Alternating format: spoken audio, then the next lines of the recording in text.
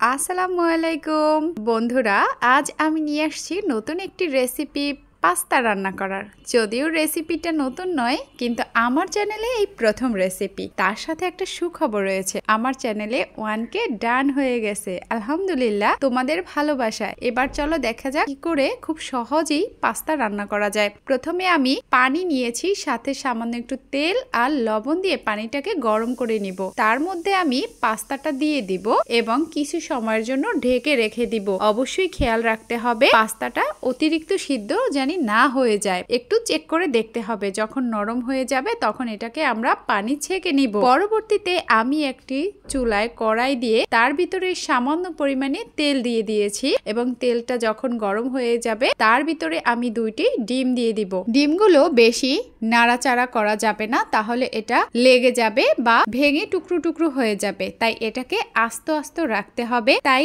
অল্প সময় একটু রেখে দিতে হবে। যখন এটি পুরোপুরি কুক হয়ে যাবে তখন আমি এটা আস্তে আস্তে করে উঠিয়ে নিব। যাই হোক, এটি একটু আস্তে আস্তে থাকলে যখন মুখের ভিতরে পড়বে তখন বেশ ভালো লাগবে। এর মধ্যে আমি কিছু পরিমাণে রসুন কুচি দিয়ে দিয়েছি, তারপরে আমি পেঁয়াজ কুচি দিয়েছি। পেঁয়াজ এবং রসুনটাকে কিছু সময় ধরে একটু ভেজে নিতে হবে। এরপরে আমি সবজি হিসেবে ব্যবহার করেছি কিছু মটরশুঁটি। আমার বাসায় ডিপ ফ্রিজ করা ছিল ওই মটরশুঁটি, তার ভিতরে সামান্য কাঁচামরিচ দিয়ে দিয়েছি আর দিয়ে দিব কিছু গুঁড়ো মশলা। এর ভিতরে রয়েছে সামান্য একটু হলুদ গুঁড়ো, মরিচ গুঁড়ো, একটু জিরার গুঁড়ো, লবণ, অল্প পরিমাণে হচ্ছে গোলমরিচ গুঁড়ো। এগুলো দিয়ে আমি সুন্দর করে পাস্তাটার সাথে মিশিয়ে নিব, যাতে হচ্ছে মশলাটা সুন্দরভাবে অ্যাড হয়ে যায় এবং কোনো রকম কোনো গন্ধ না আসে কাঁচা মশলার। এরপরে আমি ডিম দিয়ে সুন্দর করে নেড়ে চেড়ে দিব।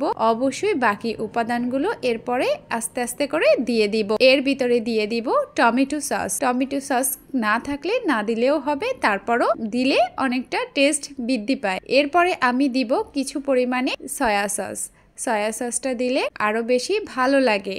এরপরে আমি দিয়ে দিব উঠিয়ে নেয়ার আগ পর্যায়ে দিয়ে দিব মেয়োনিজ। মেয়োনিজটা স্বাদের গুণগত মান বৃদ্ধি পাওয়ার জন্যই মেয়োনিজ ব্যবহার করা। যদি কারো না থাকে বাসায়, সেই ক্ষেত্রে ব্যবহার না করলেও কোনো সমস্যা নেই, যদিও এটা একটু ভালো লাগার জন্য ব্যবহার করা। এ পর্যায়ে আমার একদম পাস্তা রেডি হয়ে গেছে। যাই হোক, ফাইনাল লুকটা দেখতেই পাচ্ছেন কতটা ইয়াম্মি আর কতটা মজাদার সুস্বাদু হয়েছে। যেই খাবারটা দেখতে ভালো সেটি খেতেও মজাদার আর স্বাস্থ্যের গুণগত মান অতুলনীয়। বাচ্চাদের টিফিন থেকে শুরু করে বড়দের বিকেলের নাস্তায় এটা খেতে পারেন বা সকালের নাস্তায়। অসাধারণ একটি রেসিপি, আমার কাছে বেশ ভালো লাগে। আপনাদের রেসিপিটি কেমন লাগলো অবশ্যই কমেন্ট বক্সে জানাবেন।